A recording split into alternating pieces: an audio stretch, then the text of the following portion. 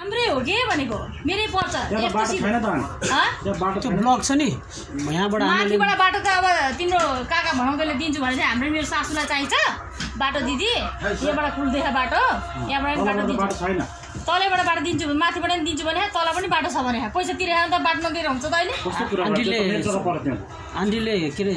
मेरो जग्गाले बाटो छेकेको छ 9 लाख रुपियाँ लिएर गयो भने होइन पहिले साँच्चै माइती कुरा गर्नु है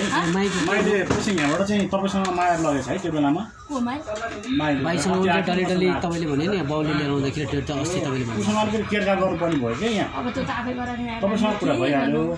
अनि यहाँ एक दुई खेप आएको भनेर मैले भन्नु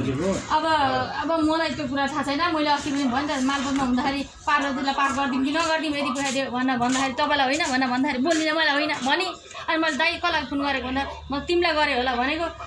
तिमीलाई तिम्रो सोच सुन्दा होइन केटी मान्छे बोलेपछि अब को बोलो उता होला यहाँ पनि एक खेप आयो भने डल्ली तपाईँले एक खेप होइन भन्दैछु त एक खेप होइन के ऊ मेरो पसलमा पटक पटक आइरहेको दाइसँग क्या एक खेप कुनै नगरान सिद्धि क्या अनि त्यसले उसलाई केयरकार एकचोटि गर्ने अब हाम्रो पैसा उसले खाँचै छ आन्टीले 9 लाख रुपियाँ दियो भने नि एक खेप कति भन्नु अरे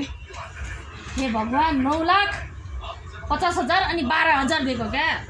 त्यो एउटा ऊ पनि छ भने होइन एकैचोटि क्यास पैसा त्यहीँनिर मालपोतमा गनेर दिएको हो मैले अनि त्यो बिल हो कि के छ अरे नि त आन्टीले भनेको त्यो बिल भएर के नापिन्छ र मैले उसलाई पैसा त्यहाँ भक्कै त साथी त्यो आइमा आएर मलाई के टेन्सन छ र मेरो अहिले 7,65,000 फसे बा उसले दिन्थी होइन लु भन त तिमीहरूले दिन्थ्यौ त बाउले खाएको पैसा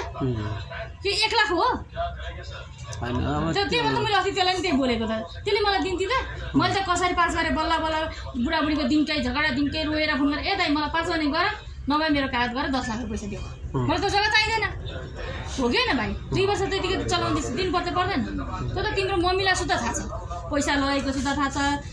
तिम्रो मम्मी त्यो गाडीमा त्यो टायर किन्न सुद्धा मेरै पैसा लिएर गएको पसमा हाली त्यो त अब अहिले मरेर गयो स्वर्ग आउँछन् कि नरक आउँछन् कि होइन त भगवान् जानु भोलि आफूले मरेर जानुपर्छ यस्तो हो क्या आन्टी अब म पनि तपाईँकोमा आइरहन्थेँ होइन म यस्तो कुरा मलाई थाहा छ लकडाउनको कुरा हो हामीलाई नभन्दा मसँग पनि पैसा ल्याइहाल्दै छ हामी पैसा उताबाट पठापठाइ छ बुझ्नु भएन त्यो पैसा लगे चाहिँ कता भने घरबाट पनि उठाएको छ विदेशबाट पनि पैसा पठाएको छ कहाँ चाहिँ गयो पैसा विदेशबाट पठाएको पैसा दाइले छ भाइहरूले पठाएको पैसा के म विदेश बसेको त मलाई त्यहाँ साधु बनेर बसेँ होइन अब सबै थाहा छैन सबै तर बस्न सहन खाना साना मलाई दाइले के भन्थ्यो भने भाउजू आयो भने यहाँ सुतेको छ भन गाडीमा जान चाहिँ नैकप जान्थ्यो त्यही केटीसँग सुन्दा जान्थ्यो घर त्यही जान्थ्यो अब बाइक दुईजना बाइकको चढ जान्छ कहाँ उसको घर सब देखेको भनेपछि आन्टीले भनेपछि 9 लाख रुपियाँ भनेपछि एकचोटि 7 लाख रुपियाँ त्यहाँ गर्नुभयो अनि अर्को चाहिँ 7,65,000 अब चुस्सा पैसा लिनेलाई पटक त्यही मात्रै आएछ 2 जना मात्रै आएछन् पैसा लिनलाई अब बाइकमा चढेर त्यसलाई पनि पैसा गर्ने ढोकाबाट पैसा पनि लिएर जाने अब कसलाई भन्नु त होइन मैले दाइलाई आज मेरो म खातामा ट्रान्सफर गर्छु भन्दा पनि दाइ पनि नमानेर मलाई क्यास दे क्या मलाई क्यास दे मलाई त वकिलले के भन्दै थियो नि मैले पास गरेको त्यो मैले चिन्छु उसले मलाई सिधै भन्यो कि तपाईँहरूको जग्गा रहेछ तपाईँहरूलाई यसो गरेर रहेछ होइन विदेशबाट कमाएर ल्याएको तपाईँहरूलाई त साह्रै उयो गरेछ बाउले होइन उसले तपाईँहरूको पास गरेको मलाई उसले गरिदिएको मलाई भन्छ के भन्छ नि तपाईँ मिटर ब्याजमा ल्याएर रहेछ होइन मिटर ब्याजमा लिएको छ अरे होइन होइन त्यो अर्को कुन चाहिँ पास गर्ने के अर्को के नाम कर्णेल हो के अरे कर्णेल हो कि केले होइन मिटर ब्याजमा गरेर त्यो त तपाईँहरूले गर्नुहोस् मैले गरिदिएको हो त्यो पैसा दिएको छैन भनेर भनेछ पैसा मैले ग्यास मालपोतमा गनेर अनि पैसा दिएर यति बाँकी भएपछि अनि मैले अरू पैसा यो दसैँदेखि यता दाइलाई दिएको दिएछु